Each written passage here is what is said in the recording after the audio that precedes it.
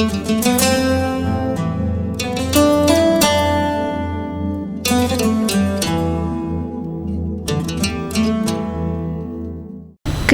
ప్రియమైన దేవుని వర్లారా, మీ అందరికీ కూడా ప్రభువైన యేసుక్రీస్తు వారి పేరిట నా వందనములు. చిన్న ప్రార్థన చేసుకుందామండి. మమ్మల్ని మిక్కిలిగా ప్రేమించిన మా ప్రియా పరలోకపు తండ్రి, మీ ఘనమైన శ్రేష్టమైన నామమును బట్టి మీకు వందనములు స్తోత్రములు చెల్లించుకుంటున్నాము దేవా. ఈ సాయంకాలపు సమయమందు మీ సన్నిధిలో కూడి మీ మాటలు వినుటకు గాను తండ్రి, మీరు మాకు ఇచ్చినటువంటి ఈ ధన్యతను బట్టి మీ కృతజ్ఞతాస్తుతులు చెల్లించుకుంటున్నాం దేవా. మీకు వందనములు నాయన తండ్రి. వాక్యము మీది, బిడ్డలు మీ వారు తండ్రి దేవా. దూర ప్రాంతాల నుండి వింటున్నటువంటి నీ పిల్లలను కూడా మీరు జ్ఞాపకం చేసుకోండి.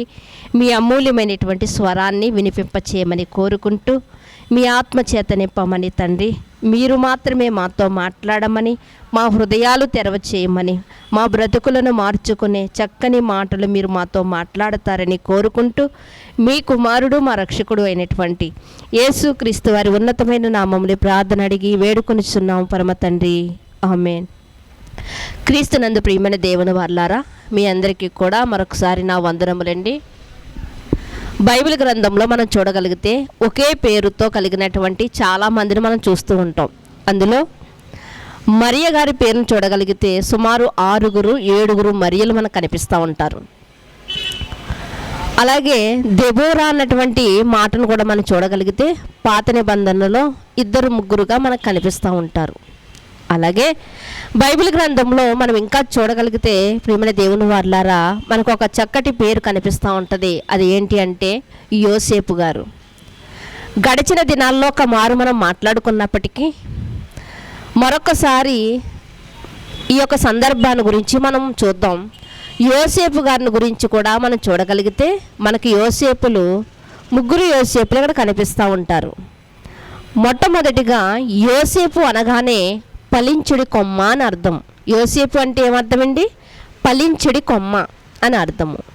పాత నిబంధనలో మొట్టమొదటిగా మనకు కనిపిస్తున్నటువంటి యోసేపు గారు ఎవరు అంటే యాకోబు గారి యొక్క కుమారుడు. యాకోబు గారి యొక్క కుమారుడు తాను ప్రేమించినటువంటి తన ప్రియమైనటువంటి భార్యకు పుట్టినటువంటి యోసేపు గారిని మనం చూస్తాం. ఆయన యొక్క ఫలింపు ఎలా ఉంది? మరి ఫలించుడి కొమ్మ అనే అర్థం ఇచ్చే పేరును ఆయన పెట్టారు కదా. మరి ఆయన జీవితం ఎలా ఉంది అని మనం చూడగలిగితే ఒంటరిగా అమ్మివేయబడ్డాడు, తెలియని ప్రాంతానికి వెళ్ళిపోయాడు, ఒకరి తర్వాత ఒకరికి అమ్ముడైపోయినటువంటి సందర్భాలు కలిగినటువంటి వాడు. అలాగే తన జీవితంలో తన పరువు పోయినప్పటికీ కూడా పవిత్రతను కాపాడుకుని తరువాత అతని జీవితం ఎలా మారిందంటే ఆ దేశంలో రాజు తర్వాత రాజు స్థానంలో మనకు అర్థం కావాలంటే ఒక గవర్నర్ పోస్ట్లో ఆయన నిలబడ్డాడు. అంటే ఒంటరిగా అమ్మివేయబడినటువంటి వాడు, అనాథగా మిగిలిపోయినటువంటి వాడైనటువంటి యోసేపు గారి జీవితం ఎలా ఫలించింది అంటే చివరికి మనం చూడగలిగితే రాజు తర్వాత రాజు స్థానంలోనికైనా వెళ్ళిపోయినట్లుగా మనకు కనిపిస్తూ ఉంటుంది. తరువాతగా మరొక యోసేపు గారిని మనం చూడగలిగితే ఆయన ఎవరు అంటే మరియ గారి యొక్క భర్త. ఎవరండి? మరియ గారి యొక్క భర్త.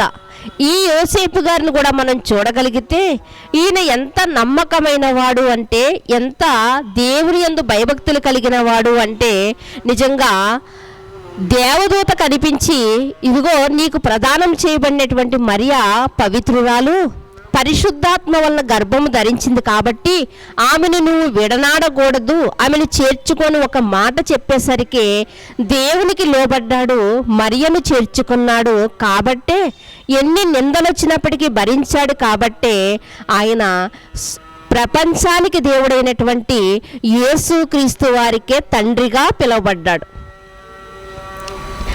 మరొక యోసేపు గారిని మనం చూడగలిగితే ఈ యోసేపు గారి గురించి పెద్దగా ఎవరికి తెలిసి ఉండదు. కాబట్టి ఒక వచనాన్ని చూపించి ఆయన మీకు పరిచయం చేస్తాను. ఎవరు అంటే అపోస్తుల కార్యములు 4వ అధ్యాయము, అపోస్తుల కార్యములు 4వ అధ్యాయము 36వ వచనాన్ని మీరు చూడగలిగితే, అపోస్తుల కార్యములు 4వ అధ్యాయము 36వ వచనాన్ని మీరు చూడగలిగితే ఏమని రాయబడిందో చూద్దాం. అక్కడ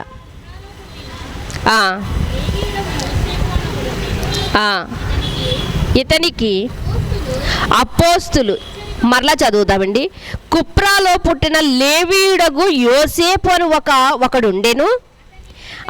ఇతనికి అపోస్తులు హెచ్చరిక పుత్రుడు అని అర్థమిచ్చు బర్నబా అని పేరు పెట్టిరి. ఈయన కూడా బర్నబా అంటేనే మనకు తెలుసు, కానీ ఈయన అసలు పేరేంటి? యోసేపు గారంట. అయితే తర్వాత అపోస్తులు ఏమని మార్చారంటే ఈయనకి బర్నబా అంటే హెచ్చరిక పుత్రుడు అని పెట్టారంట. నిజంగా ఈయన కూడా యోసేపు అన్నటువంటి పేరుకి ఎలా అయితే మనం అర్థం చెప్పుకున్నామో ఫలించిన కొమ్మని, అట్టి రీతిగానే ఈయన జీవితము కూడా ఫలించినట్లుగా మనకు కనిపిస్తూ ఉంది. ఎలా ఫలించింది అంటే నిజంగా ఆస్తిపరుడు, ధనవంతుడు, గొప్పవాడు, గొప్ప స్థితిలో ఉన్నటువంటి ఈయన సువార్త విషయంలో నిజంగా పౌలు గారు అంతటి వారినే సువార్తలు అపోస్తులకు పరిచయం చేసినటువంటి ఘనత ఎవరిది అంటే బర్నబా గారిదే. అంటే తన జీవితంలో ఎలా ఫలించాడో అన్న దాని గురించి ఆయన జీవితంలోనికి వెళ్తే మనకి కనిపిస్తూ ఉంటుంది ప్రియమైన దేవుని వారలారా. అయితే ఈయన ఎలాంటి వాడు అంటే మరి సత్పురుషుడు అని రాయబడి ఉంటుంది. ఈయన ఎలాంటి వాడు అంటే విశ్వాసం కలిగిన వాడు అని రాయబడి ఉంటుంది. అంటే యోసేపు అంటే ఫలించుడు కొమ్మ కాబట్టి వారి జీవితాల్లో ఫలింపుందా అంటే మొట్టమొదటిగా మనకు కనిపించకపోవచ్చు. యోసేపు గారి జీవితం ఫలింపేంటండి? అనాథగా మిగిలాడు, అమ్ముడైపోయాడు, అన్నదమ్ములే అసహించుకున్నారు, ఇలాంటి జీవితాన్ని జీవించాడు కదా అంటే తర్వాత అతని జీవితం ఎలా ఉందో మనకి ధ్యానిస్తే మనకి తెలుస్తూ ఉంటుంది. అయితే ఈ యోసేపు గారి గురించి కాదు, కానీ మరియ భర్త అయినటువంటి యోసేపు గారి గురించి కాదు, కానీ బర్నబా అనబడినటువంటి యోసేపు గారి గురించి కాదు, కానీ మరొక యోసేపు గారు ఉన్నారు. ఆయన గురించి మనం ఈరోజు ధ్యానం చేసుకుందాము. యోహాను సువార్తలో మీరు చూడగలిగితే యోహాను సువార్త 19వ అధ్యాయము, యోహాను సువార్త 19వ అధ్యాయము 38వ వచనాన్ని చూడగలిగితే, మీ చేతిలో ఉన్నటువంటి బైబిల్ గ్రంథాన్ని తెరిచి యోహాను సువార్త 19వ అధ్యాయము 38వ వచనాన్ని మీరు చూడగలిగితే, అటు తరువాత యూదుల భయము వలన రహస్యముగా యేసు శిష్యుడైన అరిమతయు యోసేపు తాను యేసు దేహమును తనకి ఇమ్మని తీసుకుని పోవుటకు పిలాతు నొద్ద సెలవడిగెను. ఇక్కడ మనం చూడగలిగితే మరొక యోసేపు గారు మనకు కనిపిస్తూ ఉన్నారు. ఆయన ఎవరు అంటే అరిమత యోసేపు. అరిమత యోసేపు ఏంటి? అసలు పేరేంటి అంటే యోసేపు గారే. మరి అరిమత అని వ్రాయబడింది ఏంటంటే ఆయన ఊరు. అరిమతయు ఊరివాడైనటువంటి యోసేపు అన్నమాట. అయితే ఈ యోసేపు గారికి ఉన్నటువంటి గుణము ఎలాంటిది, ఈయనకున్నటువంటి లక్షణాలు ఎలాంటివని మనం చూడగలిగితే ఈ యోసేపు గారంట ధనవంతుడంట. తర్వాత ఈయన ఎలాంటి వాడు అంటే దేవుని రాజ్యం కోసం ఎదురు చూస్తున్నటువంటి వాడంట. యేసుక్రీస్తు వారు దేవుని దగ్గర నుండి వచ్చినటువంటి మరి ఒక ప్రవక్తగా గ్రహించినటువంటి వాడుగా మనకు కనిపిస్తూ ఉన్నాడు. ఎవరండి ఈయన? అరిమత ఊరివాడైనటువంటి యోసేపు గారిని మనము ఆలోచిస్తూ ఉన్నాం ప్రియమైన దేవుని వారలారా. అయితే మరి బైబిల్ గ్రంథంలో ఒక మాట మనకి కనిపిస్తూ ఉంటుంది. ఏంటి అంటే ధనవంతులు పరలోక రాజ్యము వెళ్ళుట సాధ్యమా అసాధ్యమా? సాధ్యమా అసాధ్యమా అంటే అసాధ్యము అని రాయబడింది. అంటే ధనవంతులైన వారు పరలోక రాజ్యానికి వెళ్ళుట అసాధ్యమని బైబిల్ గ్రంథం చెప్పింది. అయితే ఈ అరిమతయి యోసేపు గారిని మనం ఆలోచించగలిగితే ధనవంతుడయుండి కూడా ఇదిగో ధనవంతులు పరలోక రాజ్యానికి వెళ్ళుట సాధ్యము అని ఆయన నిరూపించి చూపించారు ప్రియమైన దేవుని వారలారా. ఎలా నిరూపించి చూపించారు అని మనం చూడగలిగితే ఆయన జీవితాన్ని బట్టి మనకు కనిపిస్తూ ఉంటుంది. యోసేపు అన్నటువంటి పేరుకి ఫలించడు కొమ్మని మనం చెప్పుకున్నప్పుడు ఎలా ఫలించాడు యోసేపు గారు అన్నది మనకు తెలియాలంటే ఆయన జీవితంలోనికి మనం వెళ్ళగలిగితేనే మనకు అది కనిపిస్తూ ఉంటుంది. కనుక ఒక్కసారి కొన్ని నిమిషాలు ఆయన జీవితంలోనికి వెళ్ళి చూద్దాం. మనము మత్తయి సువార్తలో మీరు చూడగలిగితే మత్తయి సువార్త 27వ అధ్యాయము, మత్తయి సువార్త 27వ అధ్యాయము 57వ వచనాన్ని చూడగలిగితే యేసు శిష్యుడుగానున్న అరిమతయి యోసేపు అను ఒక ధనవంతుడు సాయంకాలమైనప్పుడు వచ్చి, ఇక్కడ మత్తయ్య గారు మనకి ఏమని రాస్తున్నారు అంటే యోసేపు ధనవంతుడు అని రాస్తున్నారు.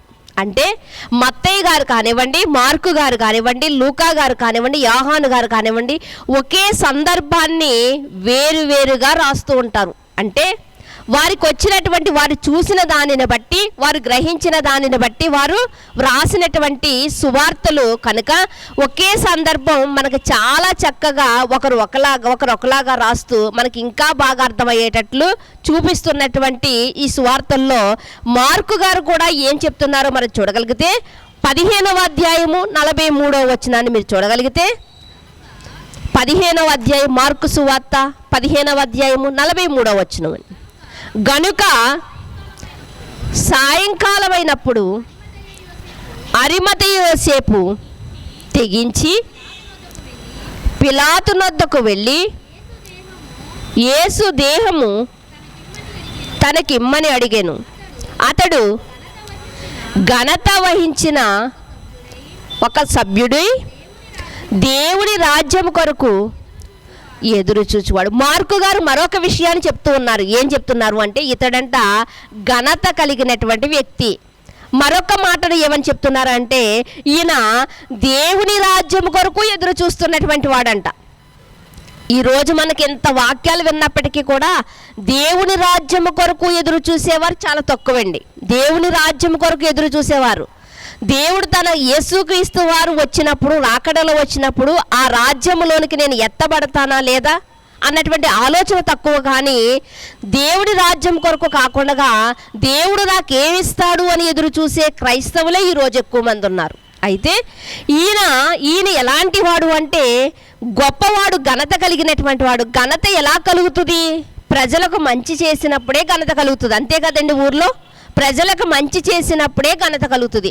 ఒక అధికారములో ఉన్నాడు, ఒక 70 మందికి ఒక అధికారిగా ఉన్నాడు, ఘనత కలిగిన వాడుగా ఉన్నాడు, దేవుని రాజ్యము కొరకు ఎదురు చూస్తున్నటువంటి వాడుగా ఉన్నాడు. తర్వాత మరొక విషయం ఏంటి అంటే లూకా సువార్తలో రాయబడినటువంటి మాట, లూకా సువార్త 23వ అధ్యాయము 50వ వచనంలో ఉన్న మాటను మీరు చూడగలిగితే, అరిమతయి అను యూదుల పట్టణపు సభ్యుడైన యోసేపు అని ఒకడుండెను. అతడు సజ్జనుడు, నీతిమంతుడనై ఉండి వారి ఆలోచన, వారు చేసిన పనికిని సమ్మతింపక దేవుని రాజ్యము కొరకు కనిపెట్టుచుండెవాడు. ఇక్కడ లూకా గారు, వైద్యుడైనటువంటి లూకా గారు ఏమని రాస్తున్నారు అంటే అరిమతయ ఊరు వాడైనటువంటి ఒక యోసేపు ఉన్నాడు. అతను ఎలాంటి వాడు అంటే సజ్జనుడు. అతడు ఎలాంటి వాడు? సజ్జనుడు అంట. ఇంకా అతడు ఎలాంటి వాడు అంటే నీతిమంతుడు, అంటే దుష్ట ఆలోచనలను చెవికి వెళ్ళనివ్వని వాడు. అక్కడ కూడా మనం చూడగలిగితే యేసుక్రీస్తు వారిని పట్టుకోమని సైన్యాన్ని పంపించినప్పుడు, వారు తిరిగి వచ్చినప్పుడు అధికారులు అంటున్నారు, మీరు కూడా ఆయన మాటలకు మోసపోయి వచ్చేసారా అని అడిగినప్పుడు ఇక్కడ అరిమతయి యోసేపు గారు స్పందిస్తున్నారు. ఏం స్పందిస్తున్నారో అక్కడ మనం చూడగలిగితే మనకు కనిపిస్తూ ఉంటుంది. కాకపోతే ఎందుకు స్పందించారు అంటే ఆయన సజ్జనుడు ఎలా ఉంటాడు అంటే ఎప్పుడూ కూడా మంచి విషయాలనే మాట్లాడుతూ ఉంటాడంట. సజ్జనుడు ఎలా ఉంటాడండి? ఎప్పుడూ మంచి విషయాలనే మాట్లాడుతుంటాడు. మరి దుర్జనుడు ఎలా ఉంటాడు? ఎప్పుడు కూడా పక్కింటి విషయాలు కావాలి, ఎప్పుడు కూడా చెడ్డ విషయాలే కావాలి, ఎప్పుడు కూడా ఎవరికి గోతులు తవ్వుదామా అన్నటువంటి విషయాలు కావాలి. దుర్జనుడికి ఎప్పుడు కూడా దుష్ట ఆలోచనలే వస్తూ ఉంటాయి, సజ్జనుడికి ఎప్పుడూ మంచి విషయాలే వస్తూ ఉంటాయంట. ఇక్కడ ఇతని పేరు ఏమని రాయించారు అంటే లూకా గారు అతడు ఒక సజ్జనుడు.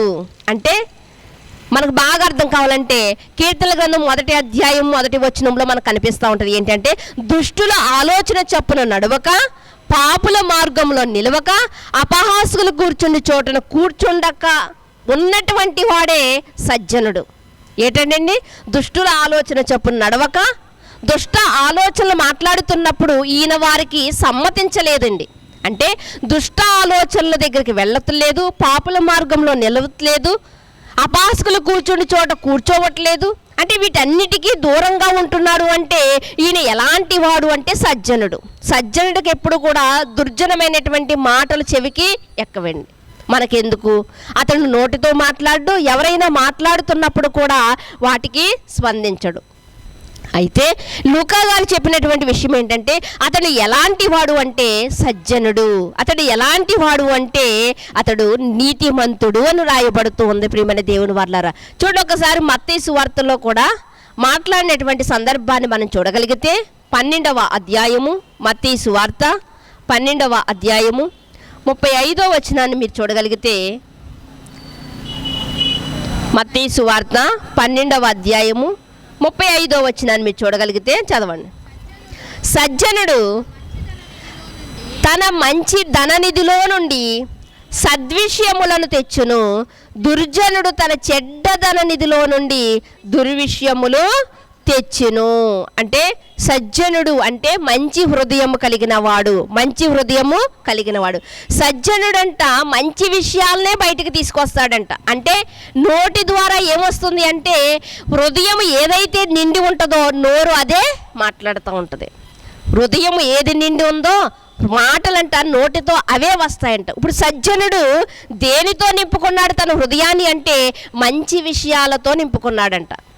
కొంతమంది దగ్గరికి వెళ్ళి మనం మంచి చెప్పినా కూడా వాళ్ళ నోటి వెంబడి ఎలాంటిది వస్తాయంటే చెడే వస్తూ ఉంటుంది, చెడే వస్తూ ఉంటుంది. కొంతమంది దగ్గరికి వెళ్ళి మనం చెడుగా చెప్పినా, వారి మీద తప్పిదాలు చెప్పినా కూడా వారు దానికి స్పందించరు, అంటే వాటిని బుర్రకి ఎక్కించుకోరు. ఇక్కడ మనం చూడగలిగితే సజ్జనుడంట మంచి విషయాలు తనలో నింపుకుంటాడంట. ధనాగారం అని చెప్పుకుంటాం కదా, ఇక్కడ కూడా మనం చూడగలిగితే తన హృదయం అనే ఈ యొక్క ధనాగారంలోనట్లయితే ఈ హృదయం అనే దానిలోనంట ఏమిని నింపుకుంటున్నాడంటే మంచి విషయాలు నింపుకుంటున్నాడంట. పనికిరాని విషయాలను లోపల పెట్టుకుని వాటిని ఆలోచించుకోవడం వల్లంట ఏమైపోద్ది అంటే డాక్టర్లు చెప్తున్నటువంటి మాట ఏంటంటే పదే పదే వాటిని గురించి ఆలోచించడం వల్ల మనిషికి ఏం కలుగుతుందంటే బీపీలు, షుగర్లు వస్తాయంట ఆలోచించడం వల్ల. అదే మంచి విషయాన్ని నీవు నీ మనసులో పెట్టుకుని, నీ హృదయంలో పెట్టుకుని ఆ మంచి విషయాన్ని నిమిత్తం నువ్వు ఆనందపడినప్పుడంట నీ ఈ యొక్క ఆనందం ఏం చేస్తుంది అంటే నీ ఎముకలను జీవింపచేస్తుంది. అంటే నీకు నూతన ఉత్తేజం నీకు కలుగుతుంది. అందుకనే బైబిల్ గ్రంథం మనకు చెప్తున్నటువంటి మాట ఏంటంటే సంతోషకరమైనటువంటి మనసు ఎముకలను జీవింపచేస్తుందంట.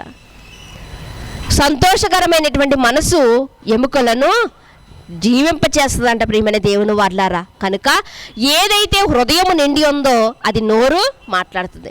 ఒకని నోటి ద్వారా అపవిత్రమైన మాటలు వస్తున్నాయంటే అతని యొక్క హృదయం అంతా దేనితో నిండి ఉంది? అపవిత్రతతోనే నిండి ఉంది.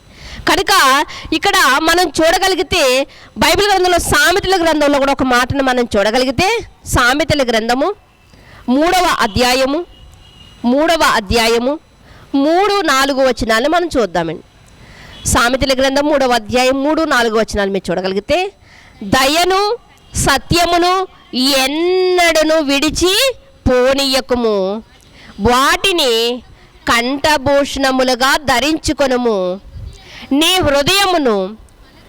హృదయమును పలక మీద వాటిని వ్రాసుకొనుము. ఇక్కడ మనం చూడగలిగితే సామెతల గ్రంథములో ప్రతి మనిషికి అవసరమైనటువంటి ఎన్నో విలువైనటువంటి మాటలను రాయిస్తూ ఏమని చెప్తున్నారంటే దయను సత్యమును ఎన్నడూను నిన్ను విడిచి పోనీయకము. ప్రతి విషయంలో కూడా దయ చూపించేవారుగా మనం ఉండాలి. కానీ ఈరోజు మనుషులు ఎలా ఉంటారు అంటే కఠినపరచబడి ఉంటారు. ఎందుకు కఠినపరచబడుతున్నారు అంటే వారి యొక్క హృదయంలో ఏముంది? ఈర్ష్య, స్వార్థము, వీటిని బట్టి వారి హృదయం ఏమైపోతుంది? కఠినపరుచుకుంటూ ఉన్నారు. కానీ బైబిల్ వాక్యం మనకు ఏం నేర్పిస్తుంది అంటే దయను సత్యమును ఎన్నడూను విడిచి పోనెముకము. ఒకవేళ అవి నీలో నుండి పోయాయా నువ్వు అసలు మనిషిగా ఉండవు, మృగముగా. ఈరోజు ఎంతోమంది అండి మాంసము ముక్కలుగా నరికి భార్యని కుక్కర్లో పెట్టి ఉడికించాడు అంటే ఎంత కిరాతకంగా ప్రవర్తించాడండి, ఎంత కిరాతకంగా. అంటే మనసులో ఏముంది? అతనికి మనసులో ఏదో పెట్టుకున్నాడు. ఆ మనసులో ఉన్నది ఇతన్ని ఏం చేస్తుంది? ఇలాంటి కిరాతకమైనటువంటి కార్యం చేయడానికి ఇతన్ని ముందుకు పంపిస్తూ ఉంది.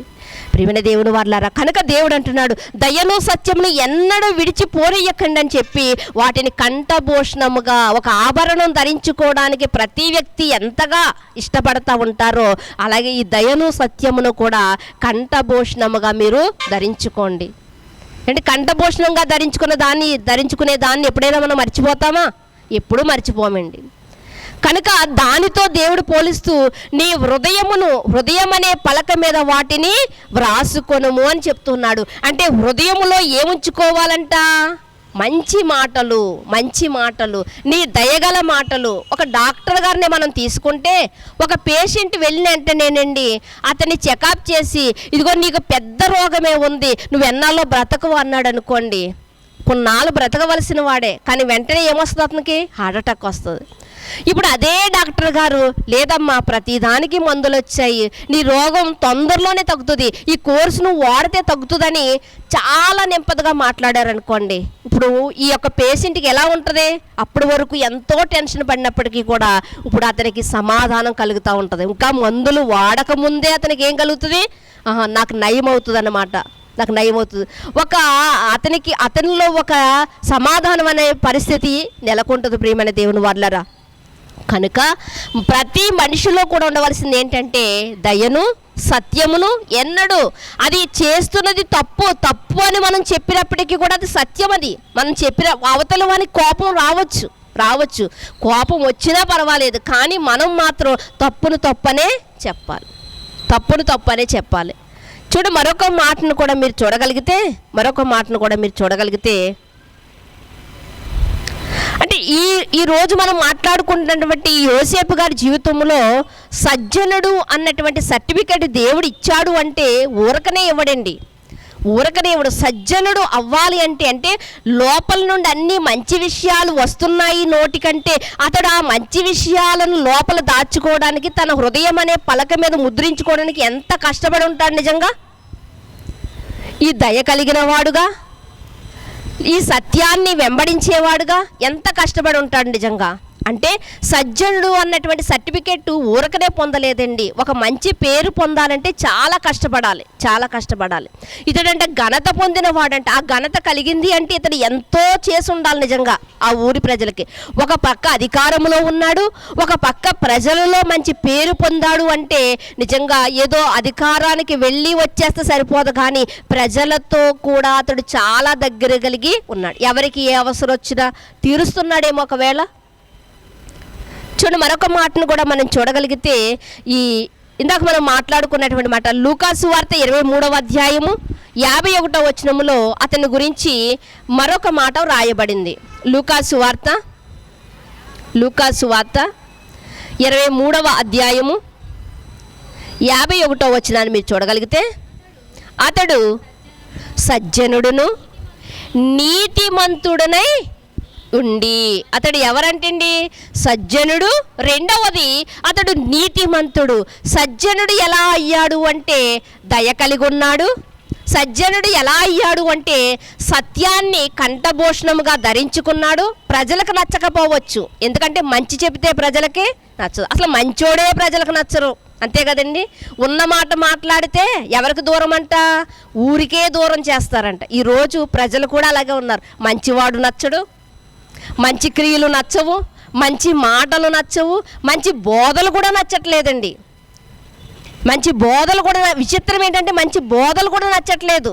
అందులో మంచి 2 హరికథలు చెప్పించాలి, 2 సార్లు పైకి లెగ్గొట్టి మరి గెంతులు వేయించాలి, చేతులు ఊపించాలి, ఇవన్నీ ఉంటేనే బోధలు కూడా నచ్చుతున్నాయి ఈరోజు. కానీ ఇక్కడ మనం చూడగలిగితే అతడు ఎలా ఉన్నాడంటే సత్యమును కంఠభూషణముగా ధరించుకున్నాడంట, దయను ఉంచుకున్నాడంట, మంచి మాటలు హృదయం అనే పలక మీద ముద్రించుకుని వాటిని కాపాడుకుంటున్నాడండి. అంతే కదండి. ఒకసారి సత్యంగా ఉన్నాను 1 గంట అంటే సరిపోద్దని కాపాడుకోవాలి. అంటే ఇంత కష్టపడుతూ అతడు సజ్జనుడయ్యాడు. మరి నీతిమంతుడు ఎలాగయ్యాడు? అసలు నీతిమంతులు ఎలాగవుతారు అన్న మాటను మనం చూడగలిగితే పాత నిబంధనలోనికి ఒకసారి వెళ్ళి చూద్దామండి. నీతిమంతుడు ఎలా అవుతారో చూడగలిగితే ద్వితీయోపదేశ కాండము 6వ అధ్యాయము ద్వితీయోపదేశ కాండము 6వ అధ్యాయము చివరి మాటను మీరు చూడగలిగితే 25వ వచనాన్ని మీరు చూడగలిగితే ఏమని వ్రాయబడిందో చూద్దాం. అక్కడ ద్వితీయోపదేశ కాండము 6వ అధ్యాయము 25వ వచనాన్ని, మన దేవుడైన యెహోవా మనకు ఆజ్ఞాపించినట్లు ఆయన సన్నిధిని ఈ సమస్తమైన ఆజ్ఞలను అనుసరించి మనము నడుచుకొనున్నట్లు మనకు నీతి కలుగును. నీతిమంతుడు ఎలాగవుతాడు? నీతి కలిగితే నీతిమంతుడు అవుతాడు. మరి నీతి కలగాలంటే ఏం చేయాలి? నీతి కలగాలంటే ఏం చేయాలి?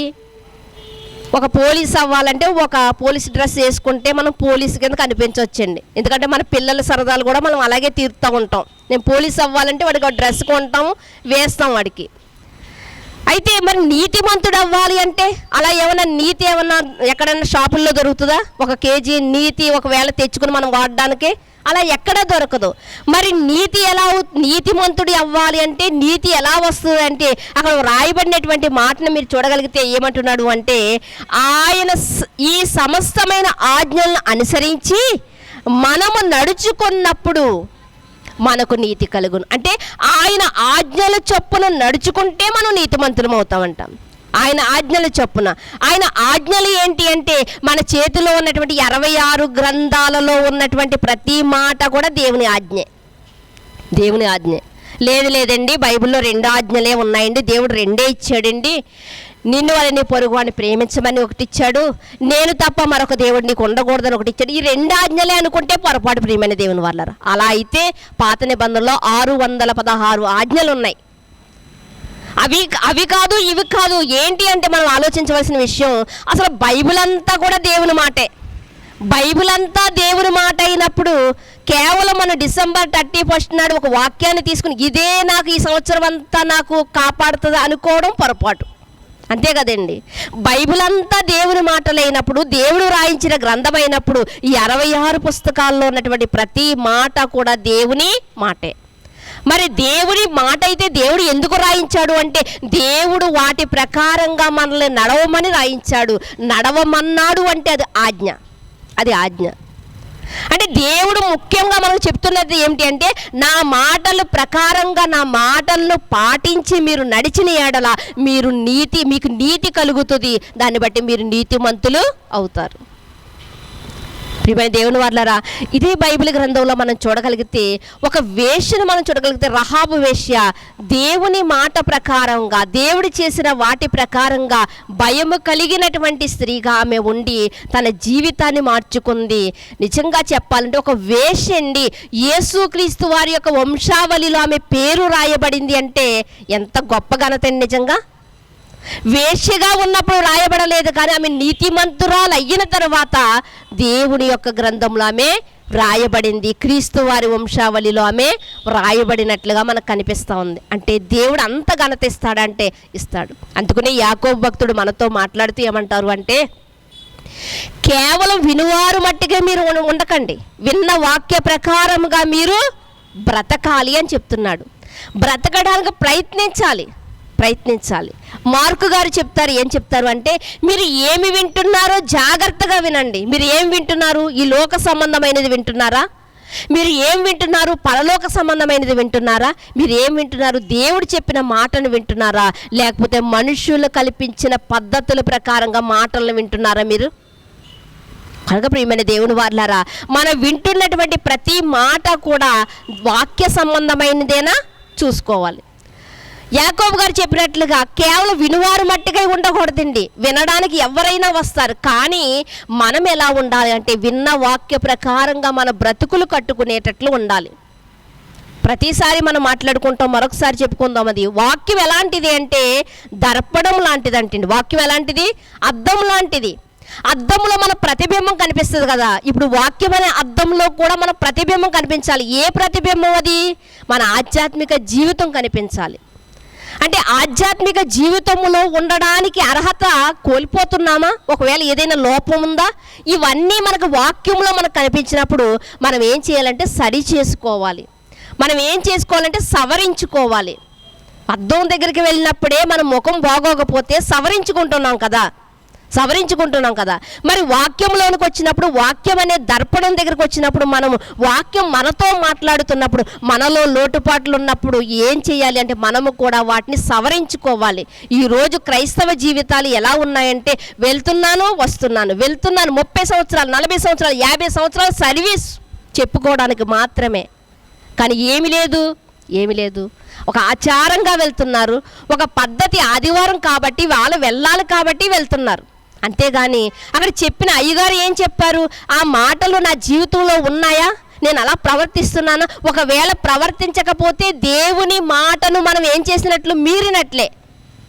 దేవుని మాట ఆజ్ఞ అయితే, ఇప్పుడు దేవుని మాట ప్రకారంగా మనం జీవించకపోతే ఆజ్ఞాతిక్రమమే పాపం. వ్యభిచారం చేయక్కర్లేదండి, దొంగతనం చేయక్కర్లేదు. మరి పాపం రావాలంటే మనలోకి ఏం చేస్తే సరిపోద్ది, ఆజ్ఞను అతిక్రమిస్తే పాపం.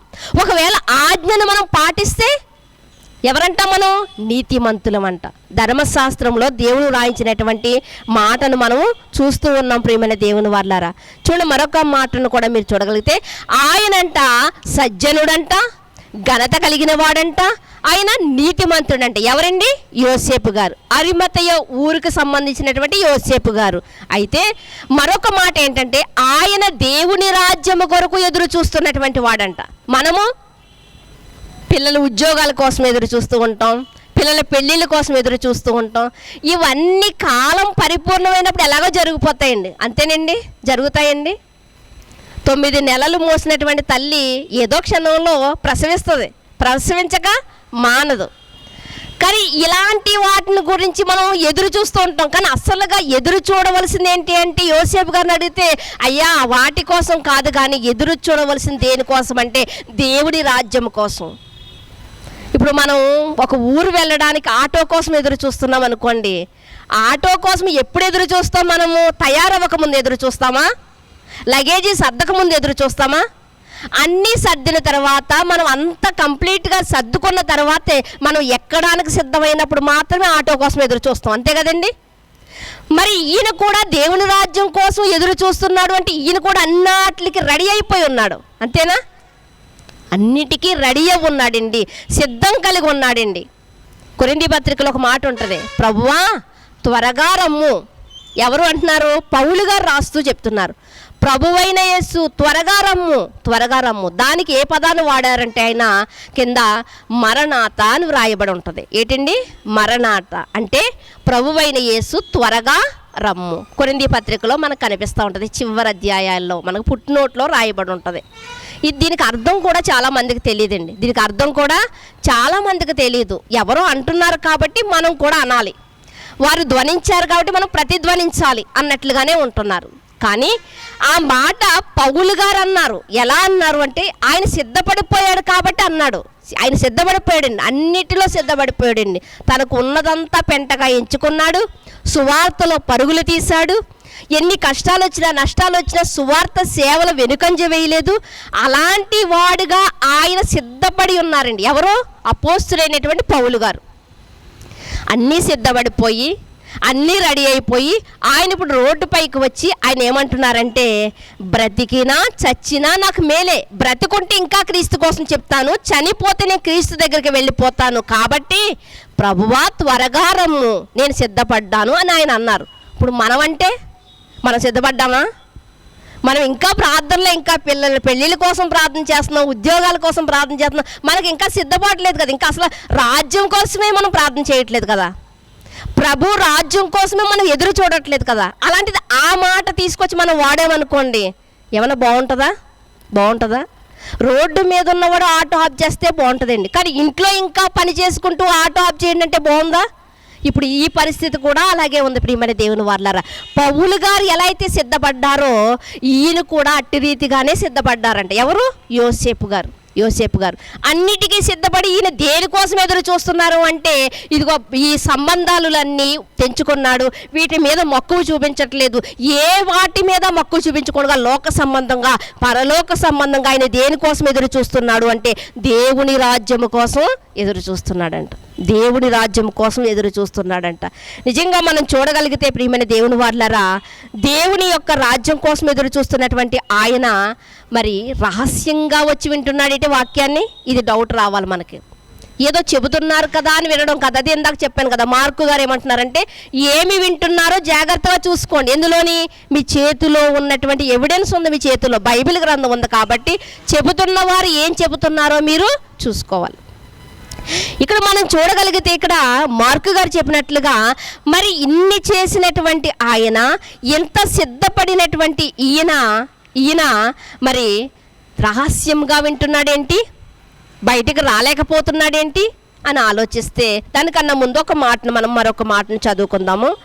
ఒకసారి మీరు చూడగలిగితే రోమీలకు రాసినటువంటి పత్రిక 3వ అధ్యాయము, రోమీలకు రాసినటువంటి పత్రిక 3వ అధ్యాయము 24వ వచనాన్ని చూడగలిగితే, కాబట్టి నమ్మువారు ఆయన కృపచేతనే క్రీస్తు యేసునందలి విమోచనము ద్వారా ఉచితముగా నీతిమంతులని తీర్చబడుచున్నారు. ఈ క్రొత్త నిబంధన కాలానికి వచ్చేసరికి పాత నిబంధనలో దేవుని మాటలు, దేవుని ఆజ్ఞలు వింటే నీతిమంతుడవుతున్నాడు.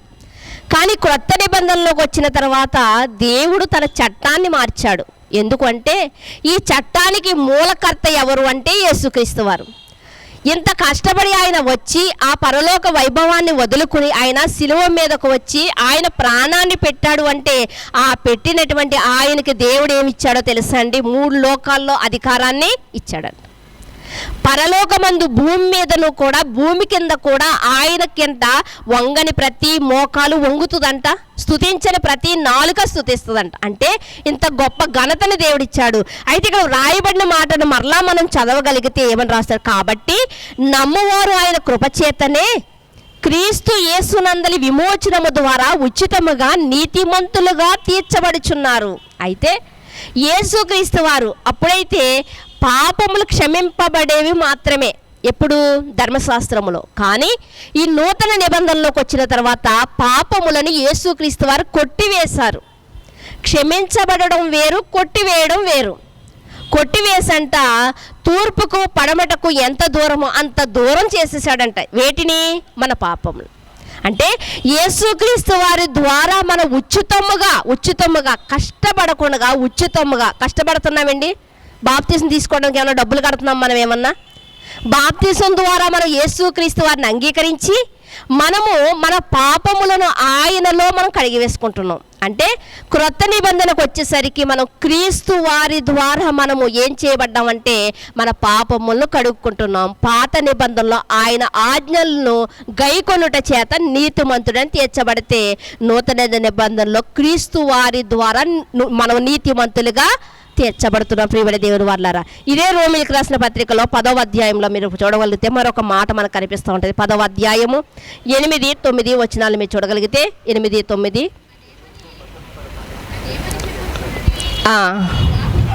వాక్యము నీ యొద్దను, నీ నోటను, నీ హృదయములోను ఉన్నది, అది మేము ప్రకటించు విశ్వాస వాక్యమే. పౌలు గారు ప్రకటించే వాక్యం ఎలాంటిదో తెలుసండి? పౌలు గారు ప్రకటించే వాక్యము విశ్వాస వాక్యం అంట. వాక్యం వినగానే ఎవరికైనా విశ్వాసం కలగాలి. ఏంటి అంటే మనం ఈరోజు చిన్న వాటికి కూడా ప్రార్థన చేస్తాం. కోడి గుడ్డెట్టకపోయినా, గేదె పాలు ఇవ్వకపోయినా కూడా ప్రార్థన చేయించే వాళ్ళు చాలామంది ఉన్నారు. కానీ ఇక్కడ పౌలు గారు మాట్లాడుతున్నటువంటి సందర్భం ఎలాంటిది అంటే, మొట్టమొదట మీరు ఏం చేయాలంటే వాక్యము నీ యొద్ద ఉండాలి. వాక్యము నీలో ఉండాలి, నీ నోట ఉండాలి. ఒక భక్తుడు ఒక మాట చెప్తే ఏమన్నారంటే, వాక్యం అంట మదిలో ఉండాలంట, గదిలోని ప్రార్థన ఉండాలంట, సమాజంలో మంచి సాక్ష్యం ఉండాలంట. నిజంగా ఈ పౌలు గారి మాటను బట్టి ఆయన కూడా అలా చెప్పు ఉండాలి అనిపిస్తూ ఉంటుంది. మొట్టమొదటిగా మనం చూడగలిగితే వాక్యం నీ యొద్ద ఉండాలి, వాక్యం నీ నోట ఉండాలి, వాక్యం నీ హృదయంలో ఉండాలి.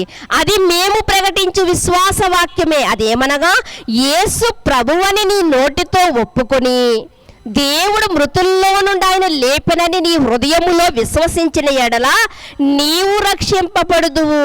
ఏలయనగా నీతి కలుగునట్లు మనుషుడు హృదయములో విశ్వసించును, రక్షణ కలుగునట్లు నోటితో ఒప్పుకోను. అర్థమవుతుంది కదండి? నీతి కలగడానికంటే ఏం చేస్తున్నాడంట? మనిషి నోటితో ఒప్పుకుంటున్నాడంట. మనిషి నీతి కలగడానికి ఏం చేస్తున్నాడంట?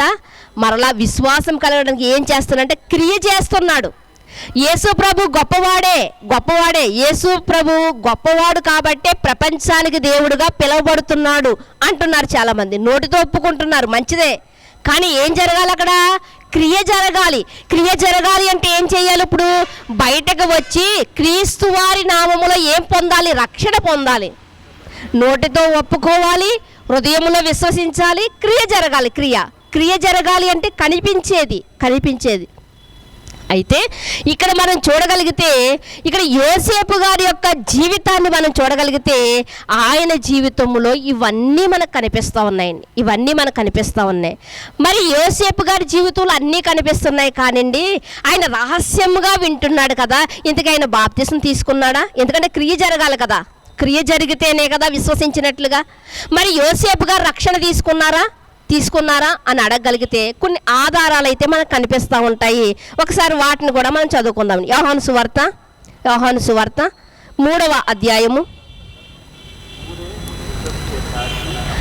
యోహాను సువార్త 3వ అధ్యాయము 22వ వచనాన్ని మీరు చూడగలిగితే, యోహాను సువార్త 3వ అధ్యాయము 22వ వచనం.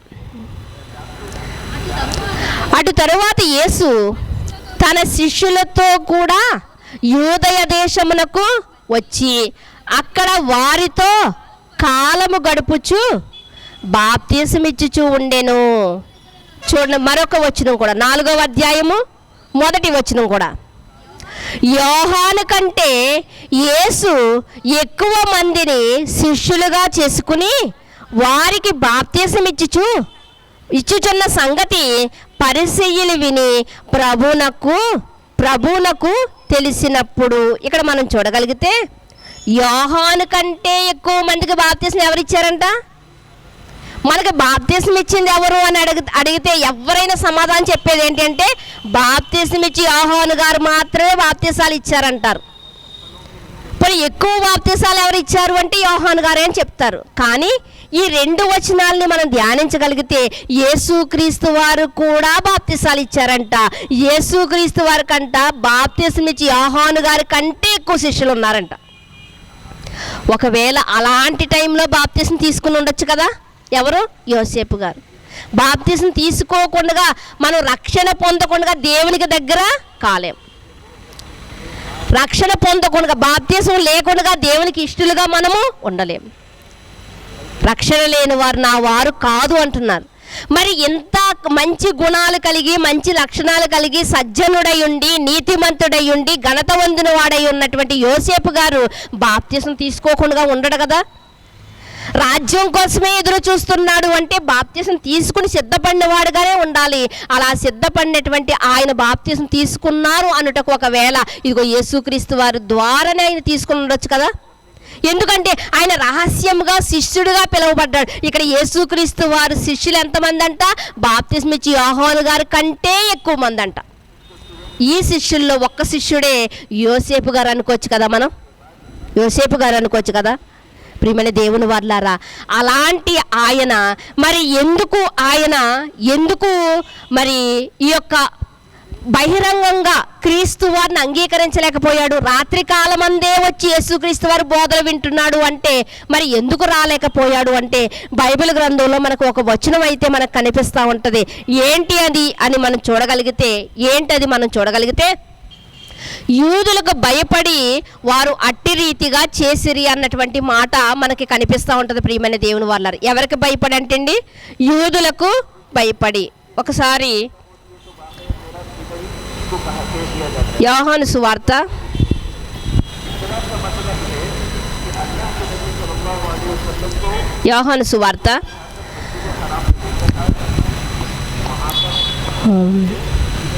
మత్తయి సువార్తలో చూద్దామండి ఒకసారి. యోహాను సువార్త క్షమించండి 9వ అధ్యాయము యోహాను సువార్త 9వ అధ్యాయము 11వ వచనాన్ని మీరు చూడగలిగితే, యోహాను సువార్త 9వ అధ్యాయము 11వ వచనాన్ని మీరు చూడగలిగితే, యేసు అని ఒక మనుషుడు బురద చేసి నా కన్నులకు పూసి, నీవు సిలోయమయు కోనేటి వెళ్ళి కడుక్కొనమని నాతో చెప్పాను. నేను వెళ్ళి కడుక్కొని చూపు పొందుతాను. పుట్టుకతోనే కళ్ళు లేనటువంటి ఒక వ్యక్తి దగ్గరికి యేసుక్రీస్తు వారు వచ్చి మట్టిని తీసుకుని మరి దానిని బురదగా చేసి ఆయన అతని కన్నులకు పూసినప్పుడు అతడు ఆ యొక్క కోనేటిలోనికి వెళ్ళి కడుక్కున్నప్పుడు అతడంట చూపు పొందాడంట. అయితే కింద మాటల్లో మనం చూడగలిగితే 22వ వచనంలో మనం చూడగలిగితే, వాడిని అడుగుతున్నారు, నీ కళ్ళు ఎలా వచ్చినాయి అంటే, ఒక ఆయన వచ్చాడు నాకు కళ్ళు ఇచ్చాడు అని చెప్తున్నాడు. ఇలా కాదని తల్లిదండ్రులు పిలిపించారు. మళ్ళీ ఎవరండి? కొంతమంది యేసుక్రీస్తు వారిని తప్పు పట్టేవారు.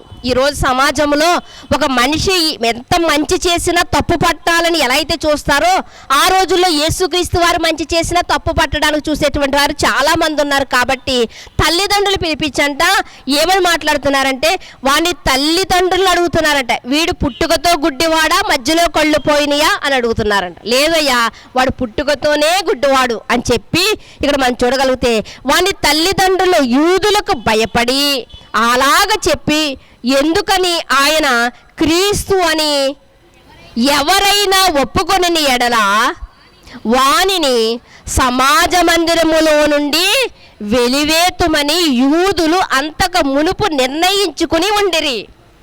ఏం జరిగిందంట?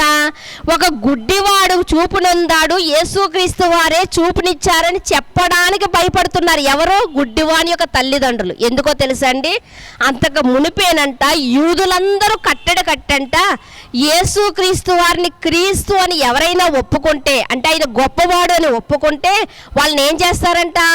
సమాజ మందిరములో నుండి, అంటే ప్రతి శనివారం దేవుని గురించి వింటున్నారు చూసారా మాటలు, ఆ సమాజ మందిరములోనికి రాకుండా వారినంట వెలివేస్తారంట. ఇందాక మాట్లాడుకున్నాం కదా, మంచి చెబితేనంట ఉన్న మాట మాట్లాడితే ఊరికి దూరం చేస్తారంటే వెలివేస్తారండి. మనుషులు కూడా అలాంటి వారే. ఇక్కడ కూడా ఎలాంటి మనుషులు అంటే, యేసుక్రీస్తు వారు గొప్పవాడు అని చెబితే, యేసుక్రీస్తు వారు ఈ కార్యం చేశారు అని చెబితేనంట వారినంట సమాజ మందిరములో నుంచి వెలివేస్తామనంట యూదులు అంతకు మునిపే నిర్ణయించుకుని ఉండిరి. కాబట్టంట వాని తల్లిదండ్రులు యూదులకు భయపడి వారు ఏమీ చెప్పలేకపోయారు. ఏం చెప్తున్నారు అంటే, వాడు వయసు వచ్చిన వాడే కదయ్యా, వాడిని అడిగి తెలుసుకోండి అంటున్నారు. వాడు వయసు వచ్చిన వాడే కదా, వాడిని అడిగి తెలుసుకోండి అయ్యా అని చెప్తున్నారు. అంటే యూదులకు భయపడుతున్నారు. అలాగే ఇక్కడ కూడా మనం చూడగలిగితే, యోసేపు గారు ఎవరు అంటే, ఆయన అధికారంలో ఉన్నవాడు.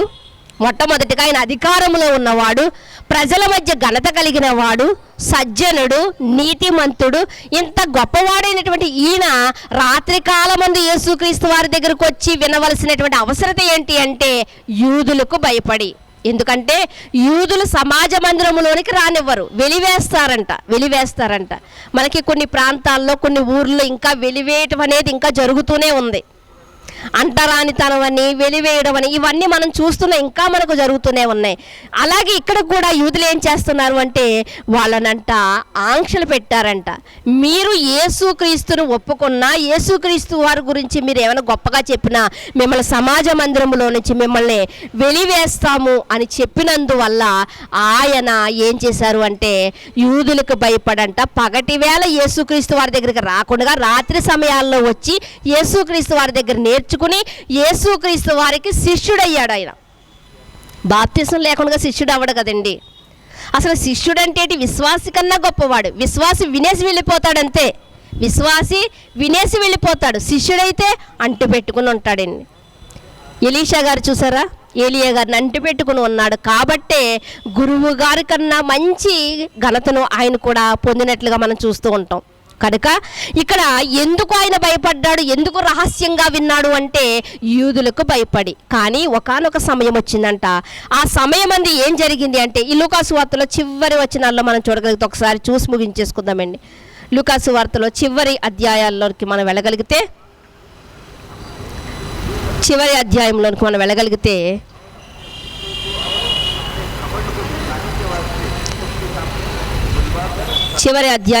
వెళితే 24వ అధ్యాయము 50వ వచనం నుంచి మనం చూడగలిగితే, 50వ వచనం నుంచి మనం చూడగలిగితే, అరిమతయి ఊరువాడైనటువంటి యోసేపు పట్టణములో సభ్యుడై ఉన్నాడు కాబట్టి, అతడు సజ్జనుడు నీతిమంతుడై ఉన్నాడు కాబట్టంట ఆయన ఏం చేశాడు అంటే, కింద వచనంలోకి మనం రాగలిగితే ఈ 52వ వచనంలో, అతడు పిలాతు వద్దకు వెళ్ళి యేసు దేహము తనకిమ్మని అడుగుకొని దానిని క్రిందికి దించి సన్నపు నారబట్టతో చుట్టి తొలిచిన రాతి సమాధిలో ఉంచెను అని వ్రాయబడింది. ఇక్కడ మనం చూడగలిగితే మత్తయి గారు, మార్కు గారు అందరూ చాలా వివరంగా రాశారు ఈ మాటనే.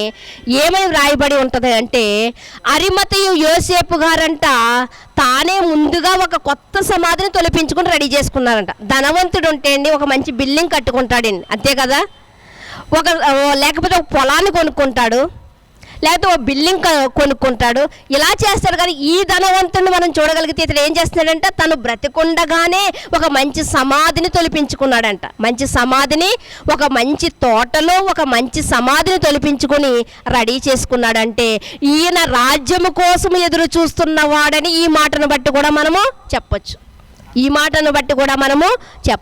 అయితే ఆయన ఇప్పటి వరకు రహస్యముగా వెంబడించినప్పటికి కూడా యేసుక్రీస్తు వారు సిలువ మరణం పొందిన తర్వాత, సిలువలో యేసుక్రీస్తు వారిని చూసిన తర్వాత అంట ఈయన బయటపడ్డాడు. ఎలా బయటపడ్డాడు అంటే, శిష్యులందరూ పారిపోయారండి. అప్పటి వరకు వెంబడించినటువంటి శిష్యులందరూ పారిపోయినప్పటికీ కూడా అరిమతయి యోసేపు గారు మాత్రం ముందుకొచ్చి, ఈయనకి జత మరొక ఆయన ఉన్నారు.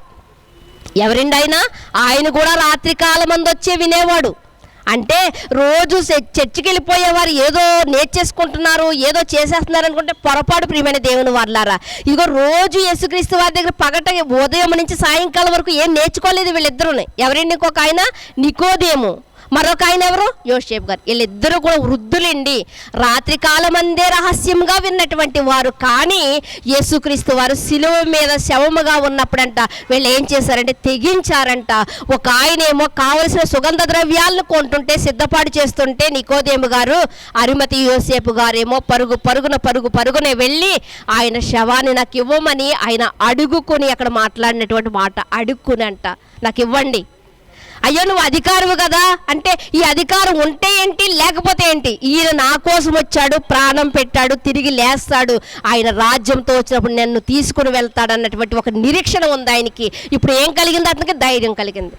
కానీ ఈరోజు సమాజంలో చూస్తే ఎప్పటి నుంచో రహస్యంగానే వింటూ ఉంటారు, ఇప్పటికీ రహస్యంగానే వింటారు. 2025 కాదు కదా, 2030 వచ్చినా వారి బ్రతుకులు ఇంకా రహస్యంగానే ఉంటే వారిని రక్షించే నాదుడే లేడు. ఎందుకంటే రక్షణ లేని వారు నా వారు కాదు. కొంతకాలం రహస్యంగా ఉన్నప్పటికీ కూడా బయటికి రావాల్సిన సమయంలో ఆయన వచ్చాడండి.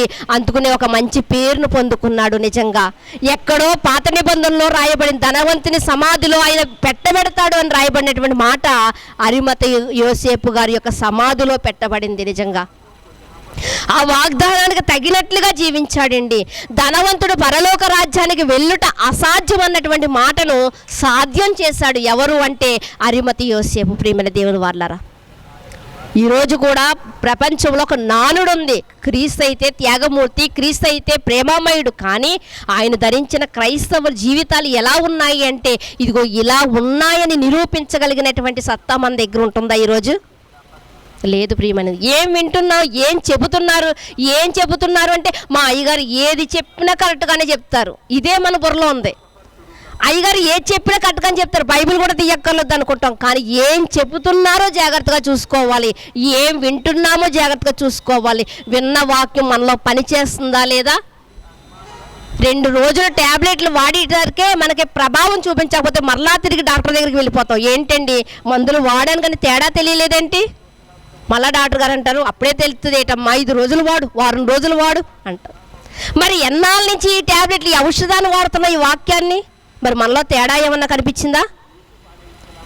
అరిమతయి యోసేపును మనం చూడగలిగితే మొదట్లో భయపడ్డాడు, మొదట్లో రహస్యంగా వెంబడించాడు. కానీ చివరికి వచ్చేసరికి ఆయన బహిరంగంగా ఒప్పుకున్నాడు. నీ చెవిలో చెప్పినది, రహస్యంగా విన్నది నువ్వు మేడల మీద బోధించాలన్నటువంటి వాక్యాన్ని రుజువు చేశాడండి ఆయన. ఈరోజు మన బ్రతుకులు ఎలా ఉన్నాయి? కేవలం వినేవారి వలే ఉందామా? ఎప్పుడుని విన్న వాక్యాన్ని హృదయం అనే పలక మీద దాచుకున్న దానిని మన నోటి ద్వారా చెప్పడానికి మనం ప్రయత్నిస్తున్నామా? అరిమతి యోసేపును మనం చూడగలిగితే ఆయన జీవితం ఎంత బాగుందో చూడండి. ఒక్కొక్క భక్తుడు ఒక్కో విధంగా రాస్తాడు. ఒక ఆయన అంటున్నాడు ఆయన సజ్జనుడు, ఒక ఆయన అంటున్నాడు ఆయన 70 మంది అధికారులకు ఒక అధికారి అంట, ఆయన అంత ఘనత కలిగిన వాడంట. మరొక ఆయన అంటున్నాడు నీతిమంతుడు అంటున్నాడు. ఆయన ఎలాంటి వాడు అంటే చెడు ఆలోచనలు చెప్పుకుంటున్నప్పుడు కూడా ఆయన దాన్ని సమ్మతించలేదు అని చెప్తున్నారు. ఇంత మంచి క్యారెక్టర్ కలిగినటువంటి అరిమతి యోసేపు ఆయన తొలిపించుకున్నటువంటి అంటే సమాధిని కూడా తొలిపించుకుని రెడీగా ఉన్నాడు. ఆయన ఎలా ఉన్నాడండి? సమాధిని కూడా తొలిపించుకుని రెడీగా ఉన్నాడు. పౌలు గారు అంటున్నారు బ్రతుకుట క్రీస్తే చావైతే మేలు అంటున్నారు. ఈయన అంటున్నారు సమాధి రెడీగా ఉంది, నేను చచ్చినా పర్వాలేదు, ఎందుకు అంటే నేను దేవుని రాజ్యం కొరకు ఎదురు చూస్తున్నానని. మరి ఈరోజు మనకి అర్థం తెలియలేదు, పదానికి అర్థం తెలియకపోయినా సరే మనం ప్రభువా త్వరగా రమ్ము త్వరగా రమ్ము, మరణాత మరణాత మరణాత అంటున్నాం. కానీ ఒకవేళ ప్రభు మనం అనగానే ప్రభు గారు ప్రత్యక్షం అయిపోయాడు అనుకోండి, మనకు సిద్ధపాటు ఉందా? అలాగే ప్రత్యక్షం అయ్యాడండి. ఒక రోజు ప్రత్యక్షం అవుతే అందులో 5గురేనంట ఏం తెచ్చుకున్నారంట? దివిటీల నుండా నూనె వేసుకు తెచ్చుకున్నారంట, మరలా ఎగస్ట్రా నూనె తెచ్చుకున్నారంట. దివిటీలు ఆరిపోతున్నప్పుడు నూనె వేసి వెలిగించుకుని ఒత్తులు సర్దుకునంట పెండ్లి కుమారుడు వచ్చినప్పుడు లోనకి వెళ్ళారంట.